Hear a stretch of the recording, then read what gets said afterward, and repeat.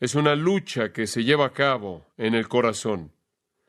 El conflicto es muy real, es muy intenso, es muy fuerte. Esto es una realidad. Encuentra su resumen en el versículo 24. Miserable de mí. Hay una condición miserable en esta batalla, hay una condición miserable en este conflicto, y después el clamor, ¿quién me librará? Y después la afirmación, gracias doy a Dios por Jesucristo, Señor nuestro. Pero aún sabiendo eso, concluye, así que yo mismo con la mente sirvo a la ley de Dios, mas con la carne a la ley del pecado. Ahora, algunas personas dicen que este es un cristiano siendo descrito, y algunas personas dicen que este no es un cristiano. Y la gente ha estado diciendo estas dos cosas desde que Romanos 7 fue escrito. Movimientos enteros han dependido para su vida misma de la interpretación de Romanos 7. Un lado dice que hay demasiada esclavitud al pecado para un cristiano. El otro dice que hay demasiado deseo para la bondad para un incrédulo. No puede ser un cristiano y estar esclavizado al pecado, y no puede ser un incrédulo y desear el guardar la ley de Dios. Y ahí está el conflicto de interpretar el pasaje. Vamos a hablar de la perspectiva no cristiana por un momento, y probablemente nos va a tomar un par de semanas el hacer esto, así que seremos pacientes. No solo hablar de las dos perspectivas, sino cubrir el pasaje. La postura del no cristiano. Ahora, la gente que quiere que creamos que esto está hablando de un no cristiano, dice que el versículo 14 es la clave. Yo soy carnal, vendido al pecado. Y entonces dicen que tiene que ser un incrédulo. Y después el versículo 18. Y yo sé que en mí, esto es en mi carne, no mora el bien, porque el querer el bien está en mí, pero no el hacerlo. Y dicen, este tiene que ser un incrédulo, porque una persona que es cristiana sabe hacer lo que está bien. ¿Dónde está la evidencia del poder del Espíritu Santo ahí? Y dicen, la ignorancia muy obvia de la persona en el versículo 18, que no sabe cómo alcanzar los resultados que quiere. ¿Acaso uno en Cristo es tan impotente? Y después de nuevo el versículo 24, miserable de mí, parece estar más bien lejano de la promesa del capítulo 5, versículo 1. Siendo pues justificados por la fe, tenemos paz para con Dios, mediante nuestro Señor Jesucristo, por quien también tenemos acceso por la fe en esta gracia en la que estamos firmes y nos regocijamos en la esperanza de la gloria de Dios. Y después él procede a hablar del hecho de que no solo tenemos la esperanza y el gozo, sino todos los beneficios. ¿Cómo puede este hombre ser tan miserable con tantos beneficios? ¿Cómo puede él ser carnal, vendido al pecado, cuando en el 6:14 dice que el pecado no se enseñoreará de vosotros? Y después, de manera invariable, entran al capítulo 6 a detalle. Por ejemplo, capítulo 6, versículo 2. Porque los que hemos muerto al pecado, ¿cómo viviremos aún en él? Versículo 6. Sabiendo esto, que nuestro viejo hombre fue crucificado juntamente con él para que el cuerpo del pecado sea destruido, a fin de que no sirvamos más al pecado. Versículo 7. Porque el que ha muerto ha sido justificado, liberado del pecado. Versículo 11, así también vosotros consideraos muertos al pecado. Versículo 12, no reine pues el pecado en vuestro cuerpo mortal. Versículo 17, pero gracias a Dios que aunque erais esclavos del pecado, habéis obedecido de corazón aquella forma de doctrina a la que fuisteis entregados. Versículo 18, libertados del pecado. Versículo 22, mas ahora que habéis sido libertados del pecado y hechos siervos de Dios. Ahora, con todo eso en el capítulo 6, ¿cómo es posible que pueda decirse en el 7:14, mas yo soy carnal, vendido al pecado, hablando de un cristiano? ¿Entiende el problema? Ahora trataremos con cada una de estas cosas conforme avanzamos a lo largo del pasaje. Pero aquí permítame tan solo decir, en una referencia general al capítulo 6, que el énfasis en el capítulo 6 se encuentra en la nueva creación, la nueva naturaleza, la nueva identidad, la nueva persona en Cristo, el yo redimido. Por lo tanto, el énfasis se encuentra en la santidad del creyente y en su nueva creación y en su yo redimido. Él ha quebrantado el dominio del pecado. El énfasis en el capítulo 7 no necesariamente tiene que ser el mismo como en el capítulo 6. Y todo cristiano sabe que aunque él es nuevo en Cristo y el dominio del pecado es quebrantado y el pecado ya no lo domina, el pecado todavía es un problema. Y entonces, sea que usted quiera ver o no a un cristiano en el capítulo 7, todavía tiene que ver a un cristiano teniendo conflicto con el pecado, aunque su nueva creación, aunque su nuevo yo es santo. Y esa es la razón por la que es tan importante que entendamos lo que enseñamos en el capítulo 6, que aquello que es recreado es el nuevo yo, que ese nuevo yo redimido es santo. Pero todavía va a haber un conflicto. Y sea que usted ve ese conflicto en el capítulo 7 o no, todavía hay un conflicto. Y como he señalado, quiero añadir aún en el capítulo 6. Note el capítulo 6, versículo 12. No reine, pues, el pecado en vuestro cuerpo mortal, de modo que lo obedezcáis en sus concupiscencias. Ahora, espera un momento. Acabas de decir que morimos al pecado. Acabas de decir que el pecado, el cuerpo de pecado, versículo 6, fue destruido y por lo tanto no serviríamos al pecado. Entonces, ¿por qué en el versículo 12 nos estás mandando a que no se enseñoree sobre nosotros?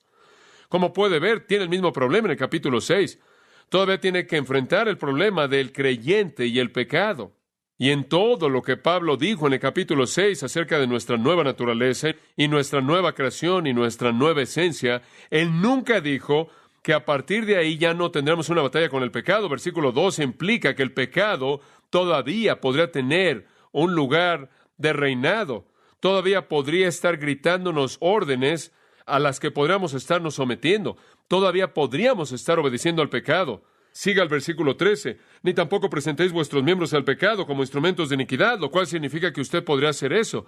Y entonces se le manda a no hacer eso. Entonces, por un lado, el problema en el capítulo 7 es el problema en el capítulo 6. Porque tiene todas esas afirmaciones acerca de que ha muerto al pecado, está muerto al pecado, el pecado no tiene dominio sobre usted, su servicio al pecado está quebrantado, ahora son siervos de Dios y están libres del pecado, son libres del pecado al mismo tiempo, tiene los mandatos a no dejar que el pecado se enseñoree sobre usted. Entonces, no se encuentran problemas en la interpretación del capítulo 7 que no se encuentran tampoco en la interpretación del capítulo 6. Observe el capítulo 6, versículo 19. Hablo como humano por vuestra humana debilidad. Ahora, ¿se acuerda usted de lo que dijimos acerca de eso? Cuando usted peca no es el nuevo usted, ¿verdad? ¿Qué es? Es su carne, su humanidad. Y entonces él dice, tengo que recordarles estas cosas porque su carne todavía está ahí. Porque así como para iniquidad presentasteis vuestros miembros para servir a la inmundicia y a la iniquidad, así ahora para santificación presentad vuestros miembros para servir a la justicia. Y la implicación de nuevo es que usted podría presentar sus miembros al pecado. Usted podría presentar sus miembros al pecado. Entonces, el discutir que el capítulo 7 no se puede referir a un cristiano debido a las afirmaciones en el capítulo 6 es realmente malentender la intención del capítulo 6. Y creo que es un argumento más bien débil. Ahora veamos el capítulo 7, versículos 14 al 25, y veámoslos como si fuera un cristiano. Como si fuera un cristiano el que se tiene en mente. Versículo 22. Porque según el hombre interior me deleito en la ley de Dios. Esa es una afirmación muy fuerte, ¿no es cierto? Porque según el hombre interior me deleito en la ley de Dios. Desde otro ángulo, o hablando desde la otra perspectiva, hacemos la pregunta, ¿acaso un incrédulo se deleita en la ley de Dios según el hombre interior? Usted no encuentra una indicación de esto en las Escrituras. De hecho, en el capítulo 8 de Romanos, versículo 7, a la mitad del versículo, dice que la persona no regenerada no se sujeta a la ley de Dios. No se sujeta a la ley de Dios. Observe el versículo 25. Gracias doy a Dios por Jesucristo, Señor nuestro. Así que yo mismo con la mente sirvo a la ley de Dios. Eso se oye como un cristiano para mí por dos razones. Agradecerle a Dios por Jesucristo nuestro Señor y servir la ley de Dios con su mente. Es un servicio del corazón. Es el servicio de la parte más profunda del hombre. Y le recuerdo de lo que dice en el capítulo 8 de nuevo, que el que está fuera de Cristo no puede sujetarse a la ley de Dios. Ahora regrese al versículo 15 y obsérvelo. Porque lo que hago, no lo entiendo. pues no hago lo que quiero, sino lo que aborrezco, eso hago. ¿Sabe usted lo que eso dice? Para mí eso dice que hay una batalla aquí, porque la parte más genuina, más profunda de este individuo quiere hacer lo que está bien, pero algo lo mantiene alejado de hacerlo. ¿Es eso el caso? ¿Es verdad eso de una persona no salva, que realmente anhelan hacer lo que está bien, pero de manera inexplicable se les previene el hacerlo? No según Jeremías, quien dijo, engañoso es el corazón más que todas las cosas y perverso. Observe el versículo 18. Y yo sé que en mí, esto es en mi carne, no mora el bien, porque el querer el bien está en mí, pero no el hacerlo, porque no hago el bien que quiero, sino el mal que no quiero, eso hago. Lo tiene en el versículo 19. Porque no hago el bien que quiero, sino el mal que no quiero, eso hago. En el versículo 21, así que queriendo yo hacer el bien, hallo esta ley, que el mal está en mí. Entonces el corazón y el alma y la mente, y en la profundidad del individuo, anhela hacer lo que está bien. La inclinación es hacia el bien, pero hay un principio de maldad ahí que hace que no sea cumplido de manera tan fácil. Sea quien sea esta persona, escucha esto, él anhela hacer buenas cosas y se encuentra haciendo, ¿qué? Cosas malas. Hasta donde puedo leer en Romanos capítulo 3, la persona mala no anhela hacer la voluntad de Dios. No hay justo ni aun uno. En Romanos 3 dice que todo acerca de ellos es malo, todo. No hay quien entienda, no hay quien busque a Dios. Versículo 11, nadie busca los propósitos de Dios, la voluntad santa de Dios, la ley santa moral de Dios. No hay temor de Dios delante de sus ojos. No les importa Él o su ley. El conflicto aquí, la tensión, la batalla entre lo que Pablo dice, me deleito, amo, apruebo, quiero, anhelo, y lo que Él de hecho hace, creo yo, solo puede ser verdad en una persona redimida. Realmente no creo que en una persona no regenerada, en una persona no redimida, una persona no salva, realmente hay mucho de una batalla. Digo, no creemos por un momento que la gente sin Dios básicamente realmente son personas buenas, quienes simplemente parece que no pueden vivir de manera correcta. Creemos que realmente son personas malas que actúan la maldad que está en su interior. Ahora otra pregunta surge en este punto, y este ha sido un debate igualmente intenso. Muy bien, digamos que es un cristiano, simplemente para hacer que MacArthur esté contento. Digamos que es un cristiano. ¿Qué tipo de cristiano es este? Algunas personas dicen que es una descripción de un cristiano en un nivel bajo, muy bajo de espiritualidad. Digo, este hombre ni siquiera entiende lo que está pasando. Él está tratando en su propia fuerza guardar la ley. Un escritor dice que esta es la miseria terrible del fracaso de un cristiano que intenta agradar a Dios bajo el sistema mosaico. En cierta manera, un tipo de cristiano súper legalista tratando de producir su propia justicia y es incapaz de hacerlo en su propia carne. Bueno, ¿es un cristiano legalista? ¿Es una especie de cristiano que piensa que en sí es bueno por sí mismo, de bajo nivel? Francamente no lo creo. Y la razón por la que no lo creo es porque ese tipo de cristianos normalmente no tienen este tipo de percepción. Si usted aprende algo acerca de un legalista, siempre aprenderá que viven con la ilusión de que son muy, muy espirituales. Ni por un momento creen que son así. ¿Sabe qué tipo de cristiano es este? Amigo mío, este es el cristiano más maduro y espiritual que jamás podré haber. Quien ve con tanta claridad la incapacidad de su carne en contraste a la santidad del estándar divino. ¿Se da cuenta? Y entre más maduro es él, y entre más espiritual es él, mayor será la sensibilidad ante sus propias faltas. Muéstreme usted a un tipo de cristiano infantil, entre comillas, carnal, legalista, que piensa que es bueno en sí mismo, y le voy a enseñar a alguien que vive con la ilusión de que todo lo que él está haciendo realmente es muy espiritual.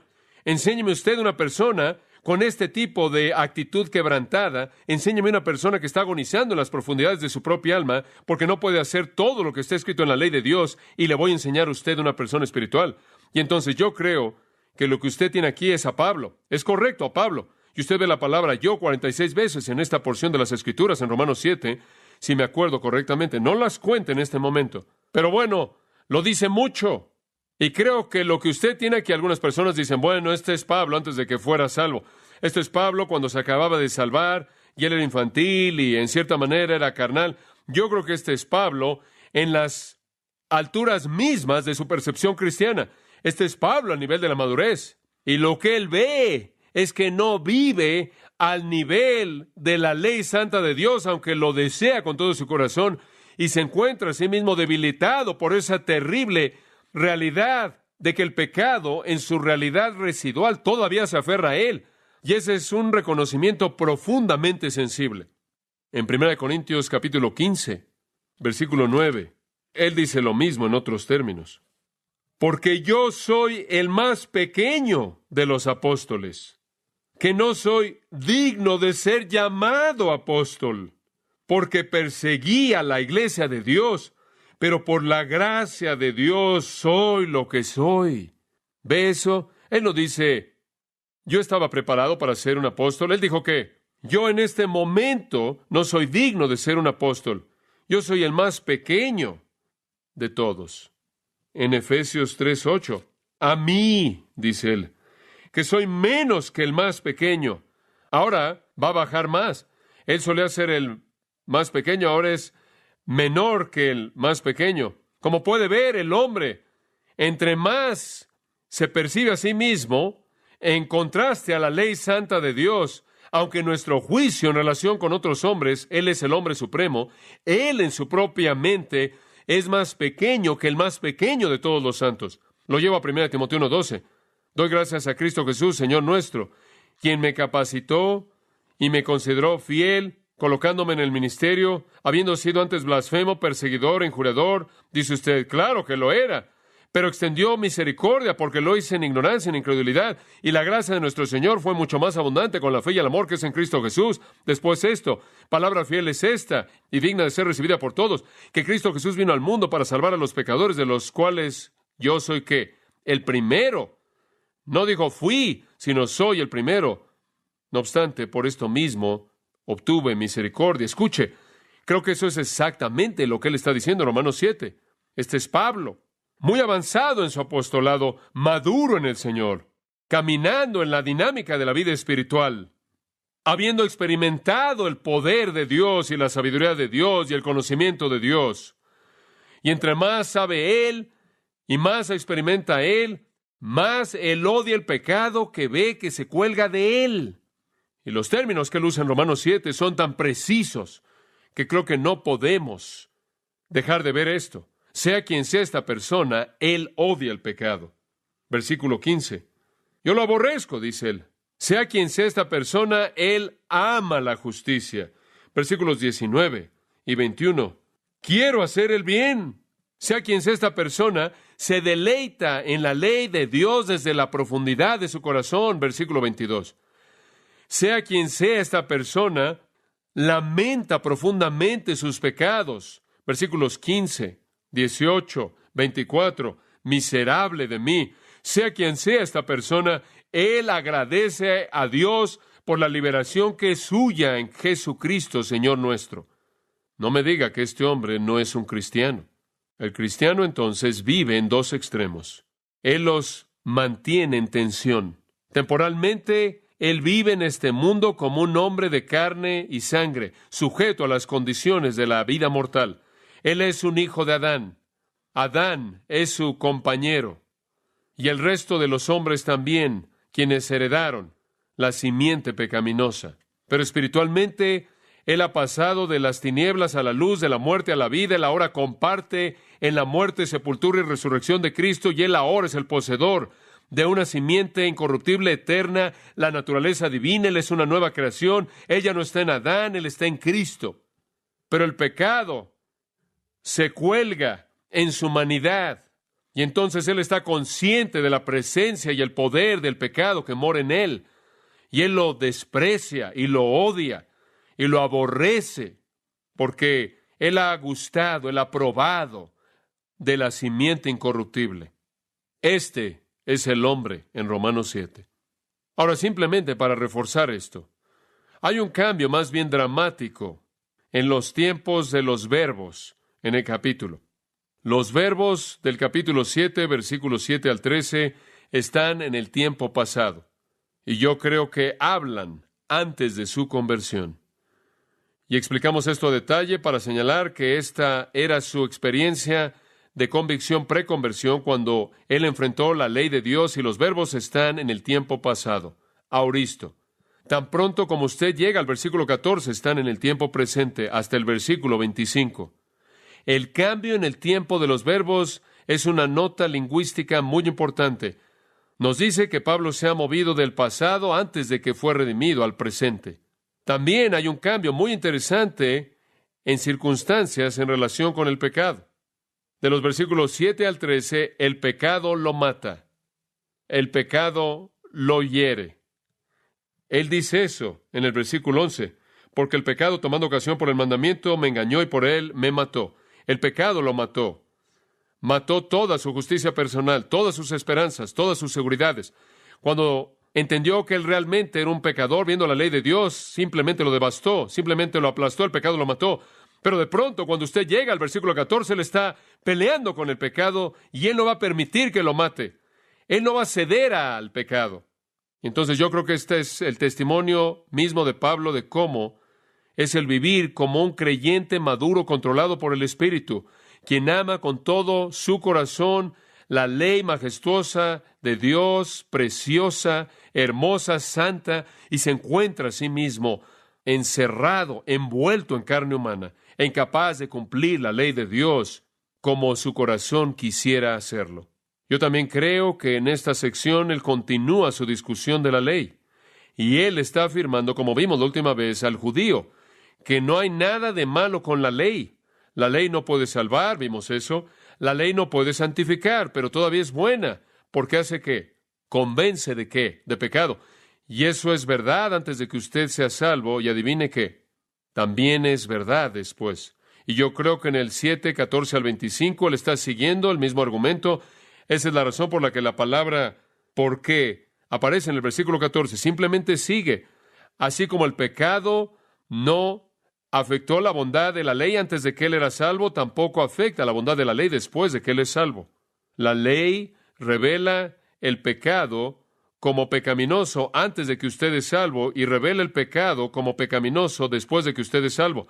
Y sabe una cosa, cuando usted se vuelve cristiano y usted lee acerca del pecado en la Biblia, ¿está usted menos preocupado por su pecado porque usted ahora es un cristiano? No. Usted debe estar, ¿qué? Más preocupado por el pecado. Y la ley siempre lo revela. Cuando David dijo, en mi corazón he guardado tus dichos para no pecar contra ti, él estaba diciendo que la palabra de Dios en el corazón se convierte en el punto de convicción.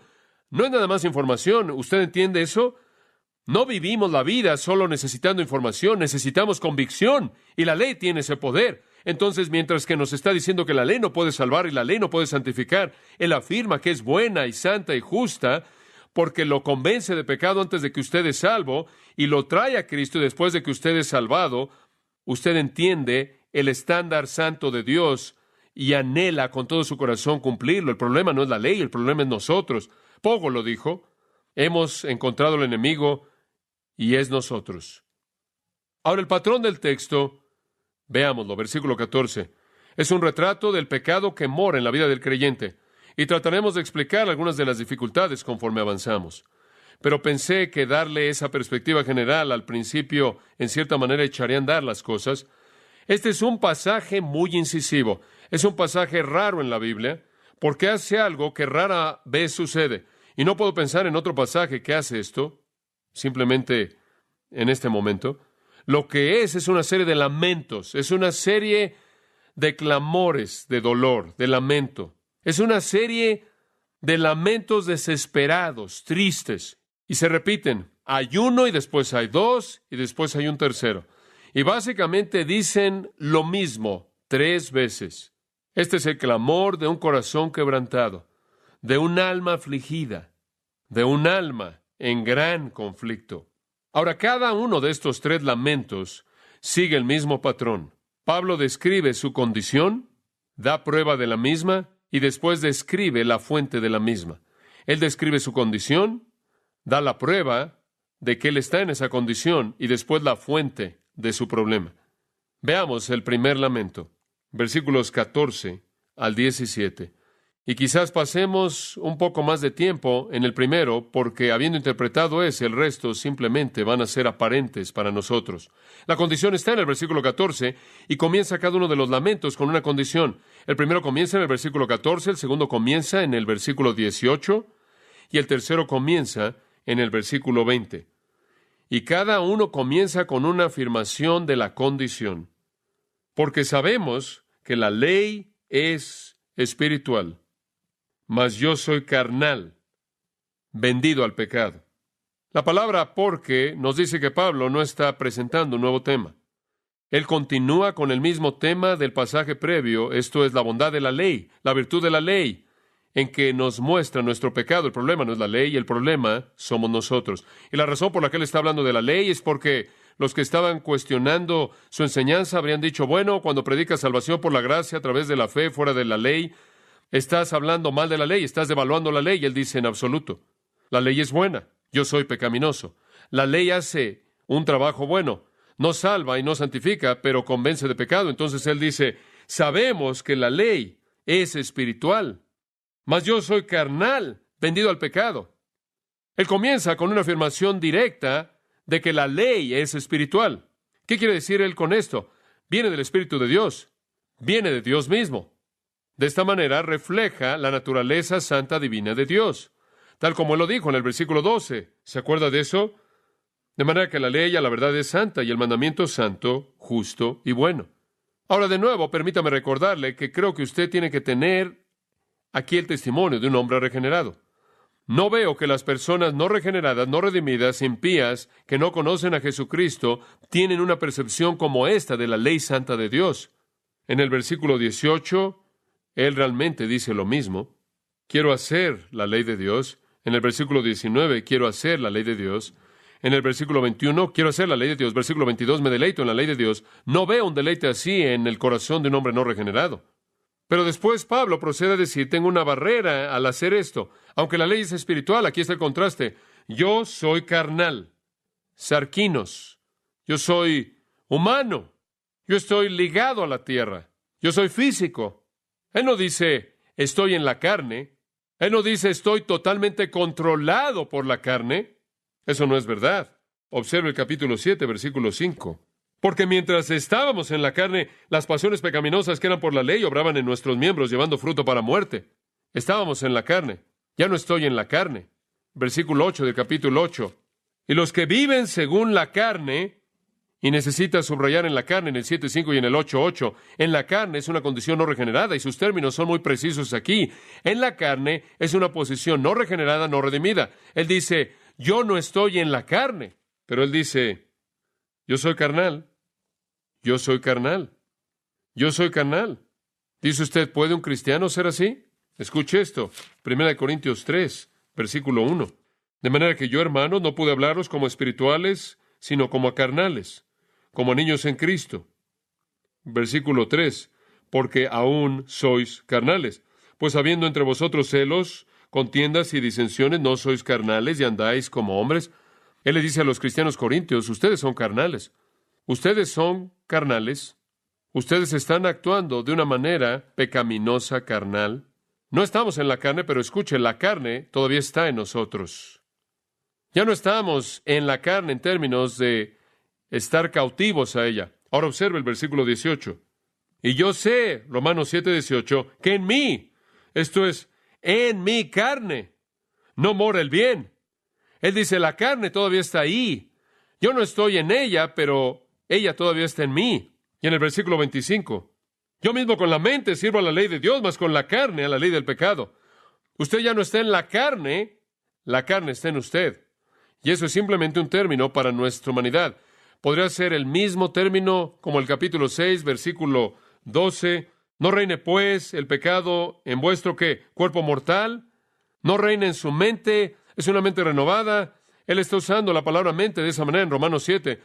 No reina en su nueva creación, en su nueva naturaleza, reina en su cuerpo mortal. Y entonces sus términos son muy coherentes. El pecado está en nuestra humanidad. Esa es la razón por la que, amados, les dije esto hace unas semanas atrás. Cuando usted muere, inmediatamente va al cielo porque usted ya está listo para el cielo. Lo único que tiene que hacer es deshacerse de la carne. Y cuando usted deja el cuerpo, eso es lo único que tiene que enfrentar. Ahora, cualquier cristiano podrá hacer la afirmación en el versículo 14. La gente tiene problemas con esto. Permítame ver si puedo explicarlo de manera simple. Soy carnal. ¿Puede usted decir eso? Yo puedo decir eso. Digo, es verdad. Usted dice sí. Pero ciertamente no estás hablando con términos técnicos teológicos aquí. No. Solo estoy diciendo, yo podría decir eso como cristiano. ¿Soy un pecador salvado por gracia? ¿Todavía soy un pecador? Que Dios me ayude si no. Si digo, bueno, debido a que ya soy salvo, no peco. Mi esposa estaría aquí para dar testimonio. Como puede ver, el punto es que puedo decir eso. Yo puedo decir soy carnal. Hay cosas que en mí representan eso. Me enojo, me irrito, no cumplo con mi deber como debiera hacerlo todo el tiempo. No mantengo la diligencia que debería en la búsqueda de Dios que yo deseo. Veo mi humanidad, veo mi carnalidad que me estorba en el cumplimiento de todas las cosas que debería hacer. Soy insensible, desconsiderado con la gente cuando necesitan mi gentileza y no soy gentil, cuando necesitan mi bondad y no soy amable y demás. Yo me veo a mí mismo como humano, me veo a mí mismo como pecaminoso. No siempre hablo de manera piadosa a toda persona que me habla de la manera en la que debería. Todos podemos decir esto. Es una afirmación general. Y después viene esta. Y esta parece ser el verdadero Waterloo para los intérpretes. Vendido al pecado. Ahora realmente tiene una afirmación fuerte. Ahora espera un momento. Si fuimos librados del pecado, ¿cómo podríamos estar vendidos al pecado? Bueno, observe el versículo 23. Pero veo otra ley en mis miembros que se rebela contra la ley de mi mente y que me lleva cautivo a la ley del pecado, que está en mis miembros. Una afirmación muy interesante. Y cuando llegue ahí le voy a decir lo que significa. Difícilmente puedo resistir no decirle eso en este momento, pero lo voy a hacer. Pero lo que él está diciendo aquí es lo mismo. Yo fui llevado a la cautividad, a la ley del pecado, versículo 23, vendido al pecado, versículo 14. ¿Qué quiere decir él con esto? Bueno, el griego de hecho dice, vendido bajo el pecado, el principio de pecado, la realidad del pecado, no tanto obras, sino que me veo a mí mismo todavía como estando vendido bajo el pecado. Hay un sentido en el que todavía tengo cierta esclavitud. Ahora, mantenga en mente, en el capítulo 6, él estaba hablando acerca de su nueva creación y esa nueva creación, esa simiente pura, eterna, incorruptible, eterna, la naturaleza divina, la nueva naturaleza, todo lo que usted es en Jesucristo, santo, puro, incontaminado, no contaminado y justo por la justicia imputada de Jesucristo. De eso no está hablando aquí. Él está diciendo yo, no mi nueva naturaleza, sino yo en general me veo a mí mismo como vendido al pecado, bajo pecado. Y después en los versículos 23 al 25, él lo llama la ley del pecado que está en mis, ¿qué? Miembros. Y de nuevo sus términos son coherentes. Los miembros tienen que ver con los miembros corporales, lo físico, lo carnal, e inclusive va más allá de lo físico, a las emociones, el sentimiento, la mente, el pensamiento. Pero siempre son los miembros, el cuerpo, la carne. Está en nuestra humanidad. ¿Puede este lamento venir de un cristiano? Yo soy carnal, vendido al pecado. ¿Qué tal esto? Salmo 51:5. David dijo, simplemente escúchelo. He aquí, en maldad he sido formado, y en pecado me concibió mi madre. Ahora se oye como un hombre quien nunca ha sido redimido, ¿no es cierto? ¿Pero David había sido redimido? Oh, sí. Él simplemente está viendo una realidad acerca de sí mismo. Es una percepción, amados. Y aquí está un cristiano maduro. Aquí está un hombre que ve su vida y seríamos de los primeros que dirían, hombre, tú sabes, tienes que elevar tu imagen personal. Estas son palabras terribles. Realmente nos recuerda, francamente, de Isaías capítulo 6, quien viene ante Dios, y él está adorando a Dios, y ve esta gran visión de Dios, y él dice, ¡ay de mí, maldíceme! Lo cual significa, maldíceme, condéname.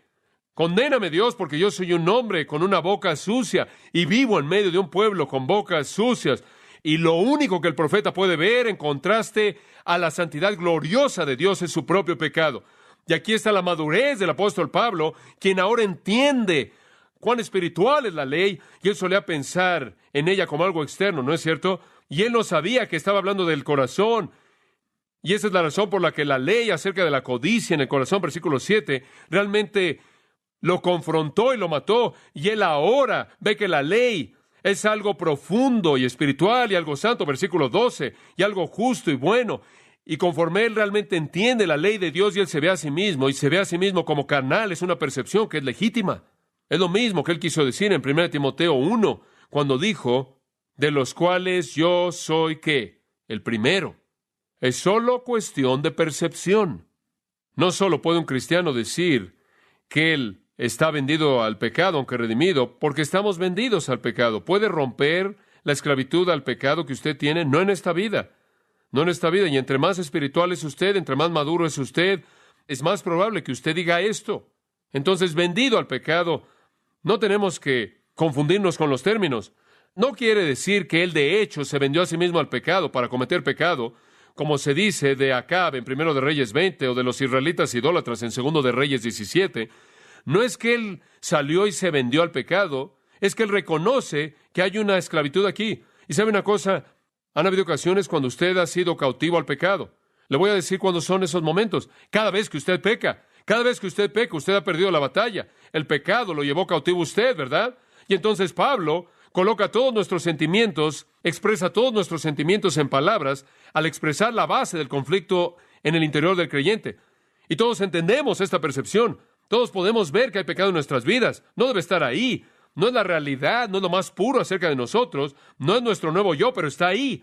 Este es simplemente el conflicto de todo cristiano. Hay un sentido en el cual, aunque estamos libres en la nueva naturaleza, todavía estamos esclavizados por la humanidad en la que moramos. Y quiero volver a decir, realmente no creo que una persona no regenerada pueda hacer una afirmación como esta, porque no creo que saben que la ley es espiritual, por un lado, y por otro lado no saben que son carnales. Y tampoco creo que están vendidos bajo el pecado. Viven con la ilusión de que todo está bien. Eso es exactamente lo que él dice en el versículo 11, que el pecado tiene una manera de hacer ¿qué? De engañar. Pero cuando la ley es vista como algo realmente espiritual, entonces un hombre se ve a sí mismo tan lejos de cumplir la ley santa de Dios que se ve a sí mismo como no espiritual. De hecho, esa es la manera en la que el versículo realmente podrá ser leído. La ley es espiritual, pero yo no soy espiritual, experimentando una esclavitud al pecado.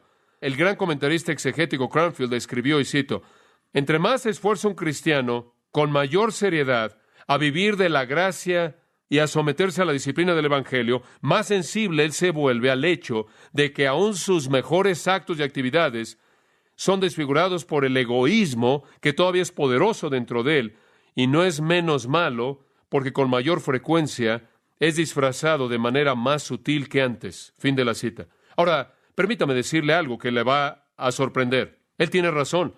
Usted no es menos malo ahora de lo que solía ser en su mortalidad y humanidad no redimidas. Usted es malo. Y no muchos grados de esto. Solo se necesita un pecado para ser malo. En usted hay una nueva naturaleza que es santa, pero esa presencia pecaminosa de la carne todavía está ahí. El gran comentarista de la antigüedad Thomas Scott escribió, y cito, cuando el creyente compara sus méritos actuales con la espiritualidad de la ley y con su propio deseo y dirección y anhelo de obedecerla, él ve que a un grado todavía es carnal y bajo el poder de propensidades malas de las cuales, como un hombre vendido como esclavo, no puede liberarse de manera total a sí mismo. Él es carnal en una proporción exacta al grado en el que él queda corto de una conformidad perfecta a la ley de Dios. Fin de la cita. Es una gran afirmación. Él es carnal a un grado exacto o en proporción exacta al grado en el que él queda corto de una conformidad perfecta a la ley de Dios. ¿Y no lo ven ustedes, amados? Esto es realmente lo que el versículo 13 estaba diciendo. El pecado es tan pecaminoso, el pecado es tan miserable, es tan vil, que inclusive cuando una persona ha sido redimida, el pecado se aferra a él de una manera miserable. Esa es su condición, y la de usted y la mía como cristianos. La prueba de esto, versículo 15, aquí está la prueba. Porque lo que hago, no lo entiendo. Pues no hago lo que quiero, sino lo que aborrezco, eso hago. El hombre que piensa que es bueno en sí mismo, moral, puede engañarse a sí mismo, pero un cristiano verdadero guiado por el Espíritu no se va a engañar. Él ve la prueba en él del pecado que mora en él. Observa el versículo con atención. Porque lo que hago, no lo entiendo. Y después más adelante él dice, lo que aborrezco, eso hago. La palabra entiendo habla de una intimidad de amor. Fue dicho de José que él no había conocido a María. Es la idea de la palabra en el griego. Y creo que es usada aquí, aunque se traduce entiendo en Reina Valera 60, en contraste a la palabra aborrezco, y nos da la libertad de entenderlo de esa manera. Y lo que él está diciendo es que aquello que hago no lo amo, no me encanta. Y lo que aborrezco lo hago, lo cual es otra manera de decir lo mismo. Ahora eso realmente es un conflicto interno real del nivel más profundo. Él dice, mi voluntad está frustrada. No es tanto que cuando él quiere hacer una cosa buena, él no la puede hacer. Es que cuando él ve la ley de Dios y lo quiere hacer, no puede. ¿Lo entiende? No es algo que debilita y dice, bueno, aquí estoy como cristiano y me gustaría decir algo bueno acerca de esto, o me gustaría hacer algo bueno, me gustaría hacer algo honorable y santo, pero no sé cómo hacerlo. Esa no es la idea. Es que él está hablando de algo específico que no puede hacer. Lo que él está diciendo es que hay toda una ley de Dios que quiero obedecer y estoy totalmente frustrado al tratar de hacerlo. ¿Y usted conoce esa frustración? Tan pronto como usted ha hecho algo bueno, usted recibe una palmada en la espalda por haberlo hecho, inmediatamente usted hizo algo malo y se enorgulleció. Y usted queda frustrado y dice lo que acaba de decir, ¡oh, miserable de mí! ¿Cuándo me desharé de este conflicto? Su voluntad está frustrada. No es que la maldad gana todo el tiempo, simplemente es que tiene un estándar tan elevado, porque la ley es tan santa, justa y tan buena, tan espiritual, que cuando ve el estándar elevado de la ley, él quiere ganar todo el tiempo para estar del lado de Dios, y cualquier victoria para la maldad se ve para él como una derrota horrenda. Y esa es la razón por la que digo, y con tanta frecuencia lo digo, que el camino a la espiritualidad está pavimentado con un sentido de su propia condición miserable, siempre, no su propia gloria personal. Aquí hay un hombre verdaderamente espiritual. Aquí hay un corazón quebrantado, contrito. Este es un hombre clamando, oh Dios, no puedo ser todo lo que tú quieres que sea. No puedo cumplir toda tu ley santa, justa y buena. Y sabe una cosa, hay muchos cristianos que no están en este punto, y no es porque son tan santos, es porque son tan superficiales en su comprensión de la ley santa de Dios. Bueno, Él nos ha dado la condición, y Él nos ha dado la prueba, y Él ahora nos da la fuente. Y vamos a detenernos con esta. Versículo 16. Y si lo que no quiero esto hago, apruebo que la ley es buena.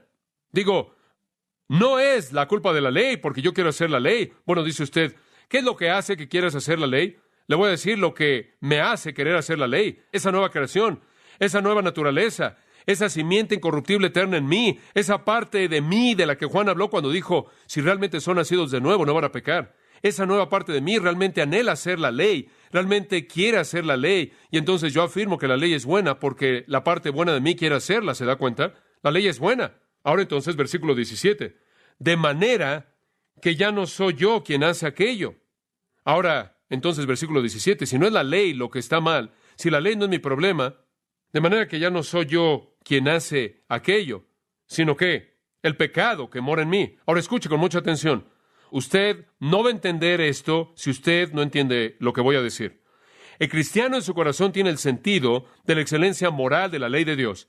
Entre más maduro es el cristiano, mayor la profundidad de su compromiso con la dirección del Espíritu de Dios en su vida. Más profundo va a ser su amor hacia el Señor Jesucristo. Más profundo va a ser su sentido de la santidad de Dios. Mayor va a ser el anhelo de cumplir la ley. Y debido a que es la mejor parte de él lo que quiere cumplir la ley de Dios, entonces la ley de Dios debe ser lo mejor. Y entonces no es la ley de Dios lo que es el problema. El problema es el pecado que mora en mí. Es nuestra humanidad de nuevo. Pero aquí en el versículo 17 está la afirmación clave para interpretar el pasaje entero. En el versículo 14 él simplemente habló en generalidades. Y él en cierta manera nos dio una perspectiva de su humanidad no redimida como algo que lo dominaba a sí mismo. Y usted y yo conocemos esa experiencia. Tenemos el sentimiento a veces de que el pecado simplemente domina. No podemos ser todo lo que queremos ser para Dios. ¿Alguna vez has sentido así? No podemos ser tan poderosos, no podemos ser tan puros, no podemos ser tan santos como sabemos que su ley quiere que seamos. Y entonces decimos en el versículo 14, soy carnal y me veo a mí mismo cautivo por el pecado. Y esa es una afirmación no técnica, esa es simplemente una afirmación general. Y él dice, yo soy carnal. Y él no está dividiéndose a sí mismo en dos, no está diciendo, bueno, no soy yo, es el pecado en ese punto. Él simplemente está diciendo, soy responsable. Creo que el versículo 14 es muy importante porque dice al cristiano que si usted peca, ¿quién es responsable? Usted. Y eso nos protege de una especie de dualismo filosófico, y esto está siendo enseñado en muchos círculos en la actualidad, que cuando usted peca simplemente es su vieja naturaleza, entonces déjela pecar. De cualquier manera, usted no puede corregir una naturaleza vieja, déjelo hacer lo que quiera. Y que Dios no lo hace responsable, simplemente su vieja naturaleza, y él dice, yo, y él acepta la responsabilidad, y también usted debe aceptarla. Soy yo, él no es dos personas. Él está hablando en términos no técnicos. Cuando veo la ley pura y santa de Dios, veo mi pecaminosidad, y él dice, oh, qué pecaminoso soy. Y entre más entiendo la ley de Dios, más veo lo cautivo que soy al pecado. Pero no quiero que se confundan, dice él en el versículo 17, y permítanme aclarar esto. No es realmente yo que hago eso, sino que no es eso importante. Como puede ver, él ahora le va a dar una distinción técnica. Ahora escuche esto. Ya no soy yo. ¿Quieres saber algo? No hay Ya no más en la vida de un incrédulo. Lo que él era, él todavía es. Ya no hay más no máses en la vida de una persona no regenerada. Él ya no tenía no máses. Él tampoco tiene ahoras. Él no puede decir ahora soy diferente. Ya no soy de esa manera. Ya no hay ahoras y tampoco hay no máses. Cuando él dice de euketi, un adverbio negativo de tiempo, a partir de este punto algo cambió. Ahora, desde que Cristo ha venido a mi vida y yo he sido redimido, ya no es ese profundo yo interno, en un sentido técnico. Ya no soy yo el que hago esto, sino el pecado que se cuelga. ¿Está comenzando a entender la distinción que él hace? Usted tiene que entender esto para entender la naturaleza de la regeneración. Él divide los cabellos semánticos en el versículo 17, no en el 14. En el 14 él simplemente hace una afirmación general. En el 17 lo aclara al decir, ahora que quede claro, realmente ya no soy yo, solía ser yo. Cuando yo podía decir yo era carnal y yo estaba vendido bajo el pecado. Y eso realmente es lo que había de mí. Pero ahora ya realmente no soy el nuevo yo. Es simplemente Gálatas 2:20 de nuevo. Porque soy yo, es el yo viejo. Estoy crucificado con Cristo, pero vivo, mas no vivo yo. No el yo viejo, Cristo vivo en mí. Y la vida que vivo por la fe en el Hijo de Dios, quien me amó y se entregó a sí mismo por mí. Como puede ver, él está diciendo, soy yo, pero no soy yo. Es un nuevo yo. Y eso es lo que está diciendo en el versículo 17.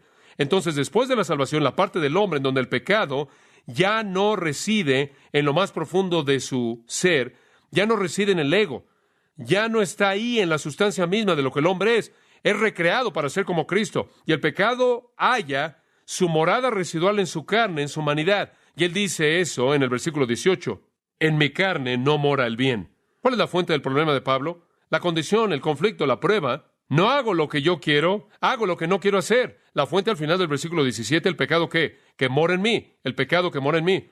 Quiero decirle que hay una diferencia enorme entre el pecado que sobrevive y el pecado que reina. El pecado ya no reina, pero sobrevive en nosotros. Voy a cerrar con esto. Somos como un artista no preparado que tiene una pintura que está por pintar. Tiene una perspectiva clara. Quizás él está afuera, ve las montañas y los árboles y los ríos, y él tiene ahí su paleta, tiene sus diferentes colores, y él está listo para pintar este panorama glorioso. El problema es que realmente es un verdadero torpe y no puede pintar ni siquiera figuras de palitos, mucho menos panoramas, paisajes. Él tiene la escena que debe ser pintada en toda su majestad gloriosa, maravillosa. Él tiene todas las pinturas para pintarla, pero no tiene la capacidad. Él es debilitado por su incapacidad física. No es que no lo puede percibir, no es que no tiene todas las herramientas disponibles, es que simplemente su torpeza le estorba. El problema no está con la escena, con el panorama, ¿verdad? No hay nada de malo con el panorama, con el paisaje. La culpa ni siquiera la tiene la pintura. La culpa está en la capacidad del pintor. Y ahí es donde realmente el cristiano encuentra su frustración. Yo creo que ahí es donde llegamos al punto en donde le pedimos al artista, al pintor maestro, que coloque su mano en nuestra mano, que detenga nuestra mano conforme detenemos el pincel y damos los pincelazos, que de manera independiente de él nunca podremos pintar. Y esa es la razón por la que tenemos que reconocer que la victoria que experimentamos solo viene cuando nos presentamos a nosotros mismos a aquel que puede vencer la carne. En Gálatas, voy a cerrar con este versículo 5:17, porque el deseo de la carne es contra el espíritu y el del espíritu contra la carne. Y estos se oponen entre sí para que no hagáis lo que quisieres. ¿Se oye conocido? Como Romanos 7. Dice usted, bueno, conozco esa batalla, ¿cómo la ganas? Retrocedo un versículo. Digo esto, andad en el espíritu y no satisfagáis, ¿qué? Los deseos de la carne. Yo creo que el espíritu nos puede dar la victoria, pero permítame advertirle, entre más victoria tiene usted, entre más maduro es usted en Cristo, entre más ve la justicia ganando sobre el pecado, más reconocerá usted la pecaminosidad del pecado y más encontrará usted mismo en Romanos 7. Es un lugar para personas que están totalmente comprometidas de todo corazón, cuyo anhelo más profundo es cumplir la ley entera de Dios, y están en gran aflicción porque no lo pueden hacer, y claman, miserable de mí. Versículo 24, ¿cuándo me voy a deshacer? Our hearts fly made in the cosmic glow. Together we'll go. As we're chasing in this endless space, galaxies embracing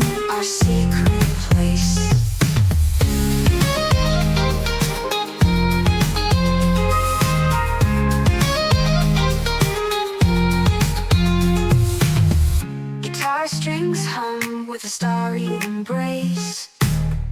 Melody so clear, guiding